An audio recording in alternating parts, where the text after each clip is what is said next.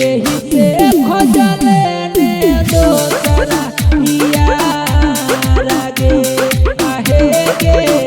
यही से खोजले ने दोसरा यार गे हम नहीं जान लियो करही अब पीठ पीछे